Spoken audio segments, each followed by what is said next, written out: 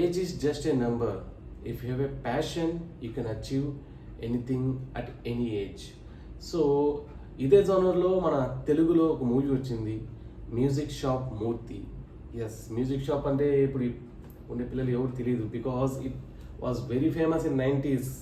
మనకి ఏదైనా కొత్త సినిమా రిలీజ్ అయితే సార్ మ్యూజిక్ షాప్లో పోయేవాళ్ళం. సో ఆ రోజులు గుర్తుకు వస్తాయి ఈ మూవీ చూసిన తర్వాత. సో అటువంటి సంగీతం పైన ప్యాషన్ ఉండే వ్యక్తి అజయ్ ఘోష్ గారు చాలా బాగా యాక్ట్ చేశారు ఈ మూవీలో. మొత్తం తన భుజాలపైన మోసారు మూవీని. కాకపోతే సినిమా ఫస్ట్ హాఫ్ అంటిల్ చాందిని వచ్చేంత వరకు కొంచెం స్లోగా పోతుంది. ఒక రకంగా చెప్పాలంటే ఏదో సీరియల్ చూసినట్టు అనిపిస్తుంది. కొంచెం ఏదైనా కామెడీ అనేది యాడ్ చేసి ఉంటే, కొంచెం కామెడీ ట్రాక్స్ అడిషనల్ యాడ్ చేసి ఉంటే సినిమా మాత్రం చాలా బాగుండేది. చాలా refreshing story.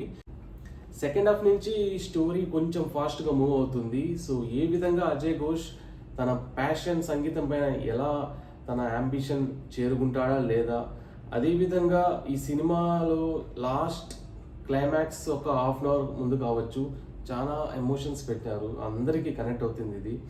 So very good emotional drama.